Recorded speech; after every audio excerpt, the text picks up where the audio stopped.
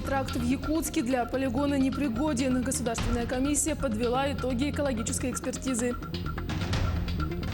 В 4 районах республики в эти дни запустят тепло в дома. В центральной части региона продолжают готовиться к зиме. В Якутске открыли новый детский сад. Он ориентирован на оздоровление детей.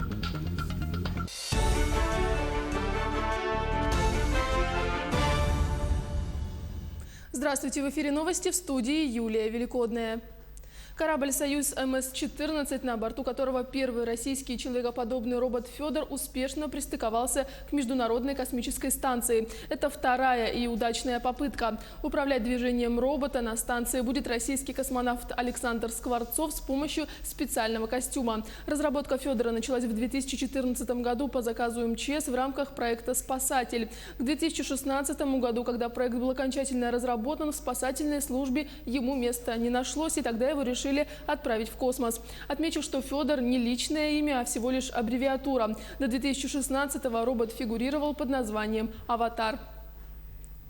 Специальная онлайн-платформа arctic2035.ru для сбора предложений в стратегию развития арктической зоны России начала свою работу. К тому же отдельная сессия, посвященная законодательному обеспечению развития российской Арктики, пройдет на Восточном экономическом форуме. До октября предложения в арктическую стратегию обсудят в Якутске и других городах.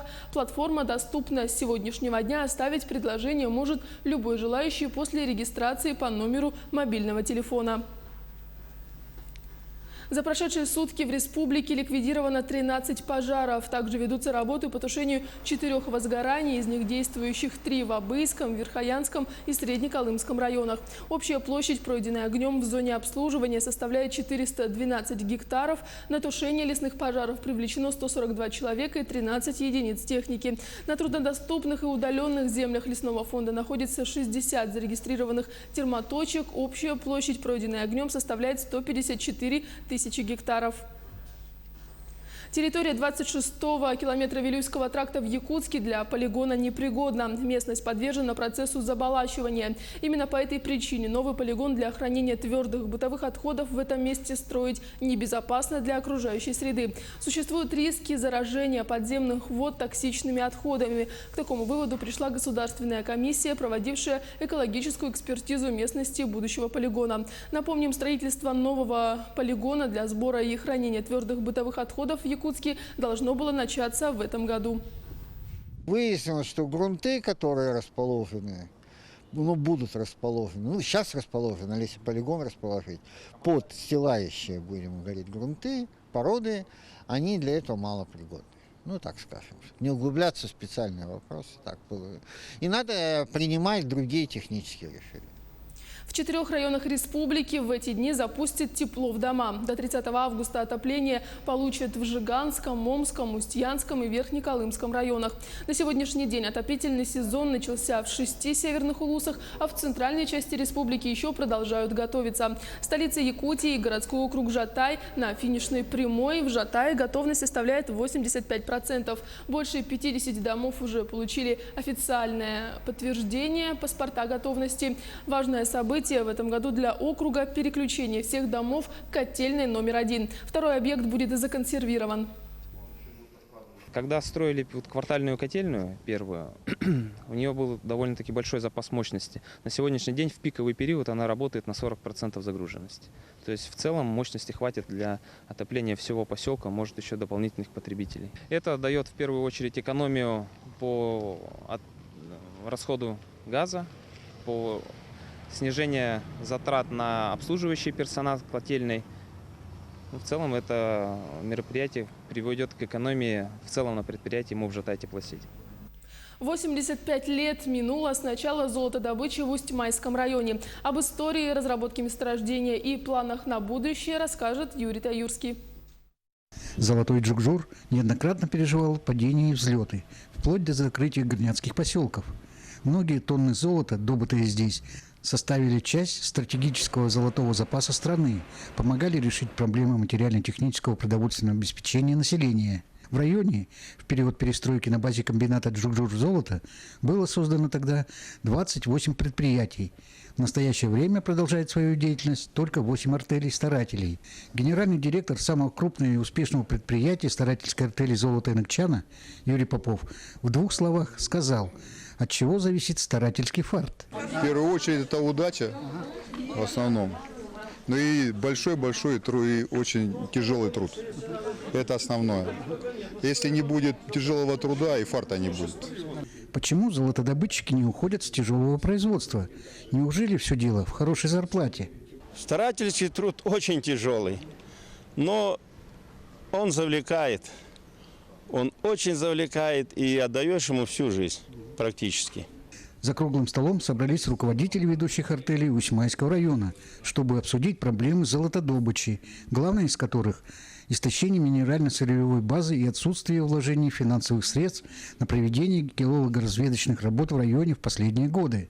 Бывший член правительства Республики Саха-Якутия Александр Власов когда-то работал на территории нашего района в Алахьюнской геолого-разведочной партии и знает эту проблему не понаслышке. И, конечно, будущее Усьмайского района зависит от тех запасов, которые будут прирощены именно геологами. И мы надеемся, что Российская Федерация, осознав и поняв, возродит геологию, даст туда значительные средства для того, чтобы такие районы, как Усьмайский район, процветали, и люди вновь вернулись для того, чтобы работать на якутской земле на благо всей нашей великой страны Россия. На круглом столе были подписаны соглашения между старательскими артелями и руководством района. На торжественном собрании были вручены награды передовикам производства. Трудовой Джугжур прошел сложный, полный романтики и трудового героизма 85-летний путь от кайла и лопаты до мощных бульдозеров, скреперов, драк, от палаток до благоустроенных современных поселков. Юрий Таюрский, поселок Солнечный. В столице региона открыли новый детский сад. «Малышок» рассчитан на 200 мест.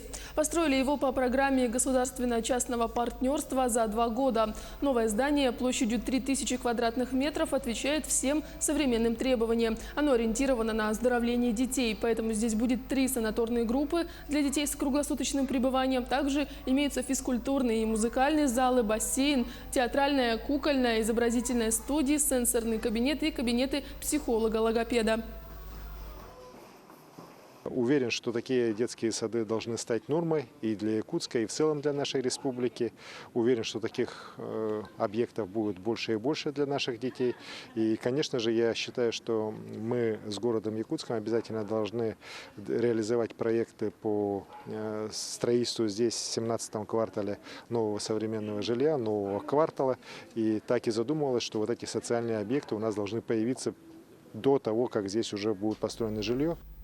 А в Ленске откроют дополнительную группу для малышей, чтобы уменьшить очередь в детский сад. В Сардании есть свободная площадь, но она требовала капитального ремонта. В этом году из казны районного бюджета выделены дополнительные средства на ремонт 3-го этажа детского сада и оборудование под дополнительную группу. Сейчас завершаются черновые работы, и к 1 сентября здесь появится все необходимое. Будет ли группа логопедической, которая необходима воспитанникам Сарданы, пока неизвестно.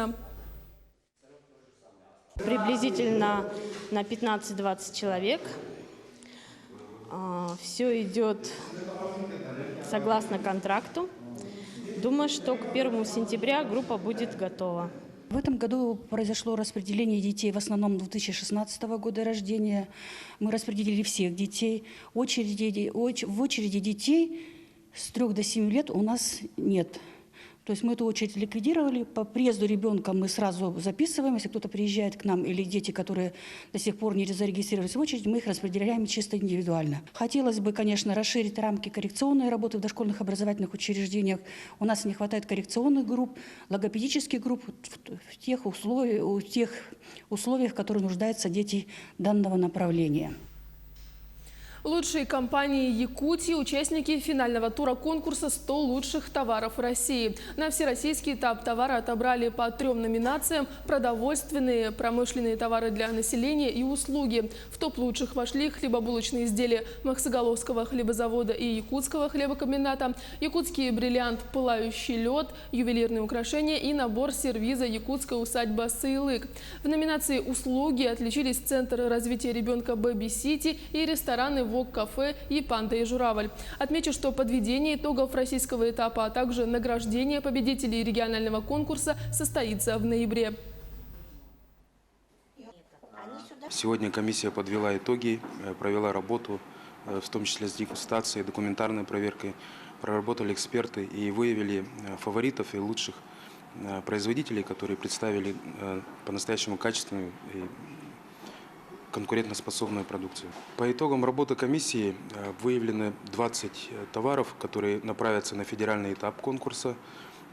И будем надеяться, хотя бы один из них попадет в золотую сотню России. В прошлом году в золотую сотню попал один из наших производителей. Это ООО «Армада» с продукцией чипсы из оленины. Сегодня, в День российского кино, кинематограф нашей страны отмечает 100-летний юбилей. Отметить эту дату сегодня в Якутске собрались ветераны киноиндустрии. Фильмы в Якутии всегда имели большую популярность. Кинопроизводство началось с 1990 года. Между тем, настоящий кинобум в республике, о котором сегодня говорят за пределами страны, начался с создания первого полнометражного фильма «Якутская маска» режиссера Никиты Аржакова, который увидел свет в 2002 году. По итогам прошлого года общая сумма проката фильмов в якутских кинотеатрах составила порядка $500 миллиарда рублей. В год снимается 10 полнометражных фильмов. Наши кинематографисты научились все-таки снимать, и все-таки уже познали осы киноискусства и уже начали снимать для людей уже И для местного зрителя это ближе, чем, скажем, голливудские фильмы. Это фильмы, скажем, про нас, про нашу культуру, про нас вообще, в общем, И народ стал ходить на местные фильмы и билеты покупают, и фильм этим сам и окупается. Якутский кинобум, Сахавуд называют, И у нас очень профессионально все уже начали снимать. И мы уже якутский фильм мы добрались уже до мировой арены. Мы неоднократно получаем уже на разных фестивалях, мировых фестивалях первые места. Собираются уже, призы, И в скором времени вообще, я думаю, что мы до Оскара дойдем. Оставайтесь с нами, мы следим за развитием событий. Еще больше информации на наших сайтах як24.ru, nvk-online.ru. Не переключайтесь.